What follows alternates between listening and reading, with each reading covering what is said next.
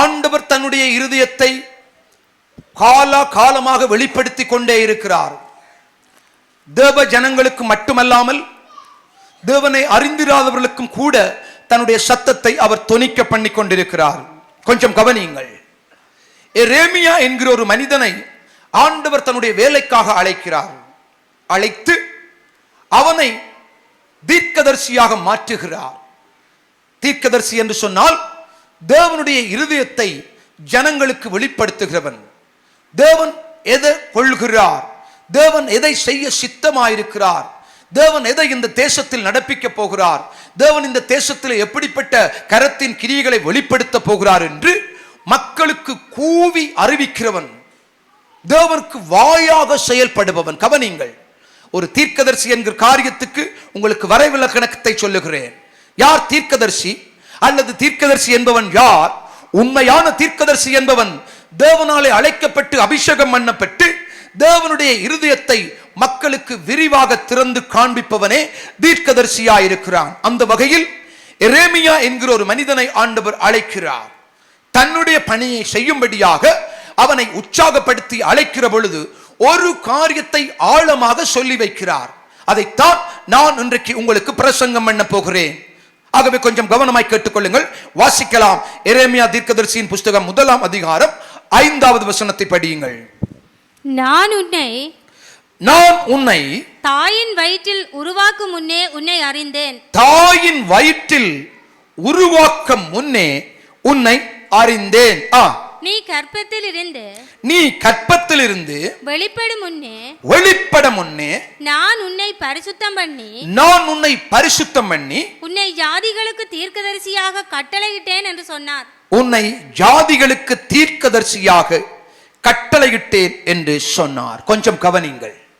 ஆண்டவர் இந்த எரேமியாவுக்கு ஒரு தெளிவை உண்டு பண்ணுகிறார். இது தனியே எரேமியாவுக்கு மட்டும் பொருந்துகிற காரியம் அல்ல, அல்லது எரேமியாவுக்கு மட்டும் சொல்லப்பட்டதல்ல. ஒவ்வொரு தேவனுடைய பிள்ளைகளுக்கும் இந்த அறிவு இருக்க வேண்டும். இந்த வாழ்க்கையின் முறையிலே இவர்கள் ஒழுகி நடக்க வேண்டும். இயேசுவை ஏற்றுக்கொண்ட நீங்கள் அல்லது ஆண்டவரை சொந்த இரட்சகராக ஏற்றுக்கொண்டவர்கள் எப்பொழுதும் தங்களுடைய வாழ்க்கையிலே தாங்கள் போகிற பிரயாணத்தில், நீங்கள் வாழ்க்கையில் பிரயாணப்பட்டிருந்தால் அந்த பிரயாண அனுபவம் உங்களுக்கு இருக்கும். வெறும் நீங்கள் பிரயாணம் செய்வதென்று சொல்லுவது ஒரு தூரத்தை கடப்பதை நான் சொல்லவில்லை. வாழ்க்கையில் நீங்கள் தாண்டி வருகிற சந்தர்ப்பங்கள், சூழ்நிலைகள், நீங்கள் சந்திக்கிற பிரச்சனைகள், நீங்கள் எதிர்கொள்கிற காரியங்கள், அவைத்தையும் சேர்த்துத்தான் வாழ்க்கை என்று நான் இங்கே சொல்லுகிறேன். ஒரு இடத்தை போய் சுற்றுலா மாதிரி பார்ப்பதை சொல்லவில்லை. உங்களுடைய வாழ்க்கையில் நீங்கள் அனுதினமும் நடந்து வருகிற வழிகளிலே கேட்கிற சத்தங்கள், நீங்கள் காண்கிற காட்சிகள், உங்கள் வாழ்க்கையிலே தோன்றுகிற உணர்வின் அனுபவங்கள், சிந்தனை மண்டலங்கள், அவை அனைத்தையும் சேர்த்துத்தான் வாழ்க்கை என்று நான் உங்களுக்கு காண்பித்து தர விரும்புகிறேன். ஆகவே எரேமியாவுக்கு ஆண்டவர் என்ன சொல்லுகிறார்? நான் உன்னை தாயின் வயிற்றில் உருவாக்க முன்னே உன்னை அறிந்தேன். தேவனுடைய ஜனங்கள் இன்றைக்கு இந்த அறிவுக்குள் வந்து விடுவது சத்துருவுக்கு பிடிக்காத காரியம். கவனித்துக் கொள்ளுங்கள். தேவ பிள்ளைகள் இந்த அறிவை அறிந்து விட்டால் அவர்கள் செயல்பட வேண்டிய விதமாய் செயல்பட்டு தேவனுக்கென்று ஆத்தும ஆதாயத்தையும் தாங்கள் இந்த பூமியில் வைக்கப்பட்ட நோக்கத்தையும் கண்டு பிசாசானவன் தோற்கடிக்கப்பட்டு போய்விடுவான் என்று அறிந்து அவன் இந்த அறிவுக்குள் மக்களை விடுவதில்லை. நீங்கள் ஒருவேளை இந்த நாளில் இந்த அறிவை அறியாமல் இருந்தால் வார்த்தையினூடாக நீங்கள் அறிந்து கொள்ளும்படி உங்களை அன்போடு அழைத்துக் கொள்ளுகிறேன். தாயின் வயிற்றில் உருவாக்க முன்னே ஆண்டவர் உங்களை அறிந்தவராயிருக்கிறார். ஒரு கற்பம் எப்படி உருவாகிறது என்று இதுவரைக்கும் விஞ்ஞானத்தாலே கண்டுபிடிக்கப்படவில்லை. கவனியுங்கள். கற்ப பையில் ஒரு ஆணுடைய விந்தும் ஒரு பெண்ணுடைய முட்டையும் இணைந்து எவ்விதமாக கருக்கட்டல் நடைபெற்று அவைகள் உருப்பெற்று வருகிறது என்று ஆழத்தன்மையை விஞ்ஞானம் கூட அறியவில்லை. விஞ்ஞானம் அறிகிற அறிவு வந்து அதனுடைய நாட்களை வைத்து அல்லது அதனுடைய சமயங்களை வைத்து அதனுடைய ஸ்கேனை வைத்து அவர்கள் சொல்லுகிறார்கள், பிள்ளை இந்த அளவுக்கு வளர்ந்திருக்கிறது, பிள்ளையின் இந்த பகுதி இப்படி இருக்கிறது, இந்த பிள்ளையின் மூளை வளர்ச்சி இப்படி இருக்கிறது, இருதயம் இப்படி இருக்கிறது, சுவாசம் இப்படி இருக்கிறது, இந்த பிள்ளையுடைய காரியம் என்று அவர்கள் பின்பதாகத்தான் சொல்லுகிறார்கள். கவனிங்கள். ஆனால் அந்த பிள்ளை உருவாகிற அந்த நேரமும் அந்த அந்த மணித்துளி இந்த உலகத்தில் ஒருவருக்கும் தெரியாது, எந்த ஒரு மனிதனுக்கும் தெரியாது. ஆண்டவரே அதை அறிந்திருக்கிறார். ஆகவேதான் வேதம் சொல்லுகிறது, தாய் உன்னை மறந்தாலும் நான் உன்னை மறப்பதில்லை.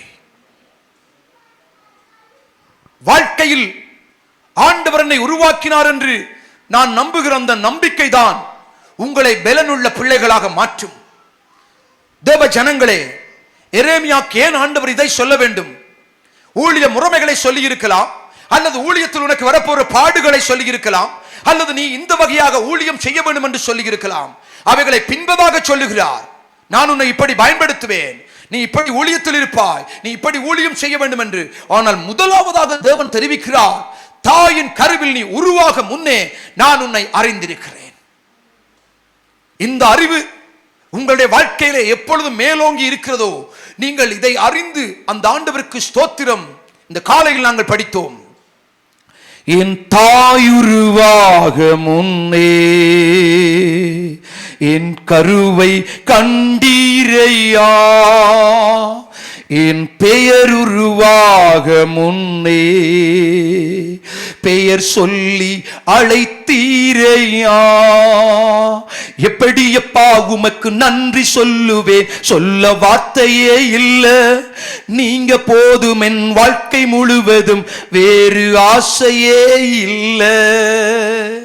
அருமையான கர்த்தருடைய ஊழியக்காரன் இந்த பாடலை எழுதி அந்த பாடலை படித்து வெளியிட்ட பொழுது லட்சக்கணக்கான மக்கள் ஆசீர்வதிக்கப்பட்டிருக்கிறார்கள்.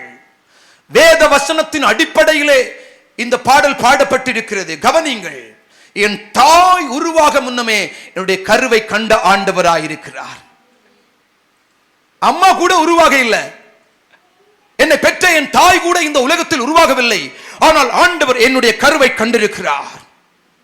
எப்படியப்பா நன்றி சொல்லுவேன்? அருமையான கர்த்தருடைய ஊழியக்காரன் பாலா இதை பாடுகிற பொழுது அவர் சொல்லுகிறார், நாங்க குப்பையில இருந்து, குப்பை மேட்டில இருந்து குப்பை பொறுக்கி சாப்பிடுற நாங்க. எங்க பரம்பரையா குப்பையில போய் அதிலே இருந்து, அதிலே வாழ்ந்து, அதிலே சாப்பிட்டு, இதுதான் வாழ்க்கை என்று இருந்த எங்களை இயேசுவை கண்ட பொழுது அவர் எங்களை ரட்சித்து இன்றைக்கு தூக்கி உயர்த்தி நிறுத்தி இருக்கிறார். குப்பை மேட்டில வாழ்ந்திருக்கிறீங்களா? நீங்க யாரும் அந்த அனுபவத்துக்குள்ளே போயிருக்கிறீர்களோ? இருக்காது, கிடையாது. நீங்கள் குப்பை மேடுகளை பார்க்கிறதுக்கு இலங்கையிலும் இடங்கள் உண்டு, போய் பாருங்கள். எவ்வளவோ தூரத்தில் குப்பை இருக்கு, ஆனா இங்க அவ்வளவு துர்நாற்றம் வீசும். ஆனா இந்த பாட்டை எழுதின தேவனுடைய மனிதன் சொல்லுகிறார், நாங்க அப்படித்தான் எங்க சந்ததி, எங்க பரம்பரை குப்பையில தவிர்த்தி, குப்பையில பிரிச்சு, குப்பையில வேறாக்கி அங்கேயே பக்கத்தில் இருக்கிறாங்க சுகத்துக்காக. ஒரு நாள் எங்க கருவை தேவனுடைய கண்கள் கண்டது என்ற உணர்வு வந்தது. இயேசு என்னை ரட்சித்தார், என் பாவங்கள் மன்னிக்கப்பட்டது என்று தன்னுடைய சாட்சியிலே அழகாக சொல்லுகிறார். ஏன் நான் உங்களுக்கு சொல்லுகிறேன் பிள்ளைகளை, கவனித்துக் கொள்ளுங்கள்.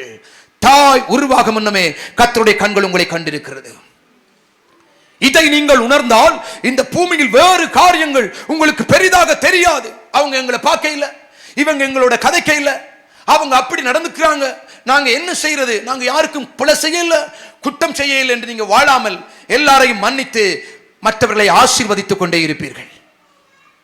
மற்றவர்களை ஆசீர்வதித்துக் கொண்டிருப்பீர்கள். ஏனென்றால் என் தாய் உருவாக முன்னமே என் கருவை அவருடைய கண்கள் கண்டிருக்கிறது. இந்த காலையில கூட உங்களுக்கு நான் சொல்லுகிறேன், வேதத்தில் வசனம் சொல்லுகிறது, வாசித்துக் கொள்ளுங்கள், என்னுடைய கூட திருப்பிக் கொள்ளுங்கள். வேத புஸ்தகத்திலே சங்கீதம் 27வது சங்கீதம், 27வது சங்கீதத்துக்கு சத்திய வேதத்தை நீங்கள் திருப்பும்படி அன்போடு கூட கேட்டுக்கொள்ளுகிறேன். வாசிக்கலாம். 10வது வசனம், 27வது சங்கீதம் 10வது வசனத்தை வாசிங்க. என் தகப்பனும் என் தாயும் என் தாயும் என்னை கைவிட்டாலும் கர்த்தர் என்னை சேர்த்துக் கொள்ளுவார். ஏன் இப்படி சொல்லுகிறான் சங்கீதக்காரன்? இந்த பாடலை இப்படி படிக்க காரணம் என்ன? கவனியுங்கள், என்ன காரணம்? தகப்பனும் என்னை கைவிட்டு விடலாம், என் தாயும் என்னை கைவிட்டாலும் கர்த்தர் என்னை சேர்த்துக் கொள்ளுவார். ஏனென்றால் அவனுக்கு தெரியும், என்னை உற்பத்தி பண்ணினவர், என்னை தோன்ற செய்தவர், என்னை உருவாக்கினவர் என்னை இறுதி மட்டும் நடத்துவார். ஆமென். தாயும் தகப்பனையும் காட்டிலும் மேலாக தீர்க்கதரிசி தீர்க்கதரிசி தாவீது பார்க்கிறான். கவனிங்கள், அவன் தேவனாலே பயன்படுத்தப்பட்ட வல்லமையான தீர்க்கதரிசி தாவீது. அவன் சிலுவையை சங்கீதங்களை பாடுகிறான், அவருடைய உயிர்த்தெழுந்த சங்கீதங்களை பாடுகிறான், அவருடைய இரண்டாவது வருகை சங்கீதங்களை பாடுகிறான். தாவீது அவனே சொல்லுகிறான், என் அம்மாவும் கைவிடலாம், என் அப்பாவும் என்ன கைவிடலாம், அவங்க கைவிட்டாலும் கர்த்தர் என்னை சேர்த்துக் கொள்ளுவார். அவங்க தான் என்ன உற்பத்தி பண்ணி இருக்கிறார். என் கணவன் என்னை கைவிடலாம், என் மனைவி என்னை கைவிடலாம், ஆனால் கர்த்தர் என்னை சேர்த்துக் கொள்ளுவார். என் பிள்ளை என்னை கைவிடலாம், என் உறவுகள் என்னை கைவிடலாம், ஆனால் கர்த்தர் என்னை சேர்த்துக் கொள்ளுவார். இன்னைக்கு எத்தனை பேர் உங்களுடைய வாழ்க்கையில கர்த்தர் என்னை சேர்த்துக் கொள்வார் என்ற அந்த உணர்விலே வாழுகிறீங்க? கர்த்தரை எப்ப கைவிடுவார் தெரியுமா? அடிக்கடி கடிந்து கொள்ளப்பட்டும் தன் பிடரியை கடினப்படுத்துகிறவன் சடுதியில் சகாயமின்றி நாசம் அடைவான். மகனே மனம் திரும்பு, மகளே மனம் திரும்பு, பாவத்தை விட்டு வெளியே வா, ரகசிய பாவத்தை விட்டு வெளியே வா, துணிகிற பாவத்தை விட்டு வெளியே வா, மறைவான குற்றங்களை விட்டு வெளியே வா. அழைச்சு கொண்டிருப்பார். மனம் திரும்பு, மனம் திரும்பு, மகளே மனம் திரும்பு, அப்படியே சொல்லிக் கொண்டு வருவார். ஒரு கட்டத்தில் அவர் சொல்லுவார் அல்லது அவர் செய்வார். அவருடைய காரியத்திலிருந்து நீங்கள் விலக வேண்டி இருக்கும். இந்த காலையிலே கூட ஆண்டவர் பேசுகிறார். ஒரு வாலிப தம்பியை நான் சந்தித்தேன் என்னுடைய வாழ்க்கையிலே, மறக்க முடியாத அனுபவம். கவனியுங்கள், அந்த வாலிபன் ஆலயத்துக்கு வந்து போகிறவன், ஆண்டவரை ஆராதிக்கிறவன். அவன் வாழ்க்கையிலே சோர்வுற்றவனாக, நலிந்து போனவனாக அவன் வாழ்க்கையிலே இருந்த பொழுது அவனோடு பேச வேண்டும் என்று எனக்கு ஒரு விருப்பம். நான் கதைக்க வேண்டும், ஆழமாக ஆறுதலாக இருத்தி கதைக்க வேண்டும் என்று. ஆகவே ஒரு நாள் சமயமும் நேரமும் சந்தர்ப்பமும் இடமும் வாய்த்தது. ஆகவே அவனை முன்பதாக உட்கார வைத்து, தம்பி எப்படி சுகமாயிருக்கிறீர்களா, ஆண்டவரை ஆராதிக்க ஆலயம் வந்து போகிறீர்கள், நல்லது, ஆண்டவர் உங்களை நேசிக்கிறார். கிட்டத்தட்ட அவன் சில வருடங்களாக ஆலயத்துக்கு வர ஆரம்பித்து விட்டான். அவனோடு கதைத்துக் கொண்டிருந்த பொழுது நான் அவனை பார்த்து கேட்ட ஒரு கேள்வி, தம்பி நீர் உம்முடைய கை தொலைபேசியிலே ஆபாச படங்களை, போனோகிராஃபி, அசுத்தமான படங்களை பார்க்கிறாய் என்று கேட்டேன். அவன் ஓன்று அழ ஆரம்பித்து விட்டான். அண்ணன் அண்ணன் எப்படி உங்களுக்கு தெரியும் என்று நான் சொன்னேன். தேவ ஆவியானவர் சொல்லுகிறார். கவனிங்கள், அவன் என்னுடைய கரங்களை பிடித்து சொன்னான், என்னால வெளியே வர முடியல, நான் என்னுடைய டெலிபோனை அதிகமாக காசாலை நிரப்பி நெட்காட்டை போட்டு இரவு பகலாக தனிமையாக மரங்களுக்கு கீழும், தனிமையாக பொதுவான இடங்களிலும், நான் மதில்கரை ஓரங்களிலும் மைதான ஓரங்களிலும் மர நிழல்களுக்கு கீழே, ஐயோ என்னாலே முடியவில்லை. போன கையில் எடுத்தாலே ஆபாச காரியத்துக்கு தான் என்னுடைய விரல்கள் நாட்டமாகி அங்கே அவைகளையே நான் மாத கணக்காக என்ன வெளியே வர முடியல. ஆனா இன்றைக்கு ஆண்டவர் சொல்லி இருக்கிறார் என்று நீங்க சொல்றீங்க. உண்மையாகவே என் வாழ்க்கையிலே கட்டப்பட்டிருக்கிறேன் என்று அவன் சொன்ன பொழுது அவனுக்காக ஜெபிக்க கூடியதா இருந்தது. ஆனால் சில நாட்கள் தொடர்ந்து ஆலயத்துக்கு வந்தான், பின்பதாக ஆலயத்துக்கு வராமலே போய்விட்டான். எவ்வளவோ பிரயாசப்பட்டேன், எவ்வளவோ வாஞ்சித்த, எவ்வளவோ புத்தி சொன்னேன். அவன் ஒரு முடிவெடுத்தான், நான் இந்த ஊழியை சந்தித்தால் தொடர்ச்சியாக என்னுடைய வாழ்க்கையில் இந்த கேள்வி மேலோங்கி இருக்கும். ஆகவே பின்மாற்றம் அடைந்து ஆலயத்துக்கு வராமல், முழுவதுமாக வராமலே விட்டுவிட்டான். இன்றைக்கு அவன் ஒரு தருதலை போல, யாருக்கும் அடங்காத காட்டு முராண்டி போல, அவனுடைய உடல் அமைப்பு, அவனுடைய சரீர தோற்றம் மிருகம் போல உலகத்திலே அங்குமிங்கும் நடமாடி வருகிறான்.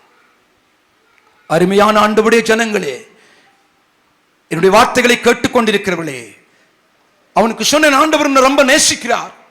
5 புருஷர்களை வைத்திருந்தவளை கூட ஆண்டவர் சொன்னார், நீ போ, இனி பாவம் செய்யாதே என்று. இன்றைக்கு இயேசுவின் இரத்தம் உன்னை கழுவி சுத்தமாக்கும். ஜெபம் பண்ணித்தான் அனுப்பினேன். அவனும் கண்ணீரோட தான் அழுது ஜெபிச்சான். ஜெபம் பண்ணி முடிந்த பிறகு தேம்பித்தான் போனான். ஆனால் சில மாதங்களுக்கு பின்பதாக ஈடு கொடுக்க முடியவில்லை பரிசுத்தத்திற்கு. தேவ ஜனங்களே, பரிசுத்த வாழ்க்கைக்கு நீங்கள் ஈடு கொடுக்காமல், தம்பி தங்கச்சி, உன் வாழ்க்கையை தொடர்ந்து ஓட்ட முற்பட்டால் அது நடக்காத காரியம். ஒன்று நீங்கள் தத்தம் செய்ய வேண்டும், உங்களை தேவ சித்தம் நிறைவேற என்னையும் ஒப்படைக்கிறேன், தேவ சத்தம் என்னுள்ளம் பலமாக தோணிக்குதே. தேவ சித்தம் நிறைவேற என்னையும் ஒப்படைக்கீரே. அவன் ஒரு காரியத்தை சொன்னா, இத நான் வாழ்க்கையில என்னுடைய நண்பர்கள் எனக்கு இதை ஊட்டி விட்டாங்க.